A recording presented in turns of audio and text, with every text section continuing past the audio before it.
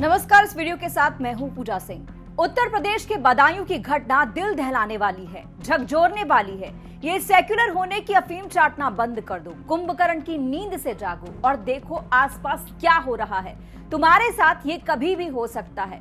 बदायूं की इस घटना पर नजर डालें तो बच्चे भागते रहे जान बचाने के लिए और दरिंदा साजिद उनका गला काटता रहा। घर में घुसने ही क्यों दिया? माना कि किसी के माथे पर नहीं लिखा होता कौन कैसा है, मगर फितरत तो पता है, या अपना हाथ जलाकर ही मानोगे? सनातन का झंडा कब तक पकड़ के खड़े रहोगे? एक समय को भगवान श्री कृष्ण ने भी मुरली छोड़कर चक्र उठा लिया था। वर्तमान स्थिति की बात करें तो आज जो हो रहा है वो सेक्युलरों की वजह से हो रहा है। आज सेक्युलरों और गांधीवादी विचारधारा ने भारत में अधर्मियों के हौसले बुलंद कर दिए। आज कन्हैया लाल की हत्या कर दी जाती है क्योंकि भारत सनातनी नहीं है। भारत सिर्फ सनातनियों का होता तो बेंगलुरु में हनुमान चालीसा सुनने पर किसी हिंदू को गिराकर पीटा नहीं जाता। कोई मां अपने बच्चों को गला रेत कर मारे जाने का दुख ना झेल रही होती। भारत सिर्फ सनातन का होता तो किसी श्रद्धा के 36 टुकड़े नहीं होते, किसी कमलेश का गला रेता नहीं जाता। नेपाल के लोग सड़कों पर उतर आए हैं, उनको वापस हिंदू राष्ट्र चाहिए। उतर गया उनका सेक्युलर का भूत। पर भारत का क्या? यहाँ सेक्युलर पिल्ले मासूमियत का चेहरा लेकर घूम रहे हैं और उनको पुचकारा जा रहा है। पिछले 7 दशकों का इतिहास साक्षी है कि पाकिस्तान हो या बांग्लादेश या फिर अफगानिस्तान, सभी जगह सनातन अल्पमत से विलुप्त होने की कगार पर पहुंच गया। वहां न जैन सुरक्षित है, न बौद्ध, न सिख और न पारसी, यानी घोषित मुस्लिम देशों में सेक्युलर की बीमारी से पीड़ित सब के सब निपट चुके हैं। माने कुछ नहीं होता, धर्मनिरपेक्षता और सर्वधर्म संभाव, इन दोनों की दुहाई मत दो। हमारे विपक्षी नेता देते हैं, उनकी सुरक्षा भी सनातन में ही हो रही है, चाहे राहुल गांधी हो, ओवैसी हो या अखिलेश।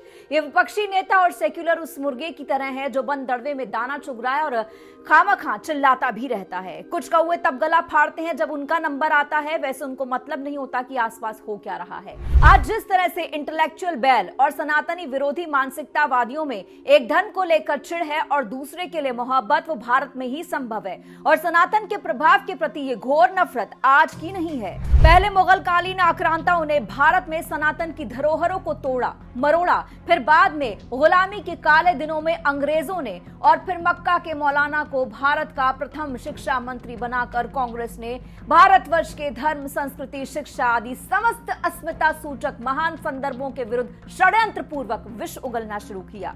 उनके इसी विष को यहाँ के कम्युनिस्ट ने शिक्षा, साहित्य और कला के धरातल पर स्वतंत्र भारत में निरंतर फैलाया और आज यही जहर राजनीतिक पार्टियां रोटी सेकने के लिए इस्तेमाल कर रही हैं। चाहे स्वामी प्रसाद मौर्य हो या रावण जैसे विपक्ष के नेता, ये सब जहर ही उगल रहे हैं। जिनके नाम में स्टालिन है, सनातन धर्म के और समानता के खिलाफ हैं। कहते हैं कि वो कुष्ठ रोग की तरह है, उसे डेंगू, मलेरिया और कोरोना की तरह मिटाना होगा। ये अपमान सूचक वाक्य देश की फिजा में गूंजकर देश विदेश में बसे 1 अरब से ज्यादा सनातनी हिंदुओं की धार्मिक भावनाओं को आहत करने के लिए काफी है। उनकी सहिष्णुता का मजाक उड़ाने के लिए काफी है। उन्हें समर्थन देने वाले इसे अभिव्यक्ति की आजादी कह रहे हैं और इसका समर्थन कर रहे हैं, पर क्या वो दूसरे मजहब और रिलीजन के खिलाफ ऐसा बोल पाएंगे? नहीं, क्योंकि हिंदू मूर्ख सहिष्णु है।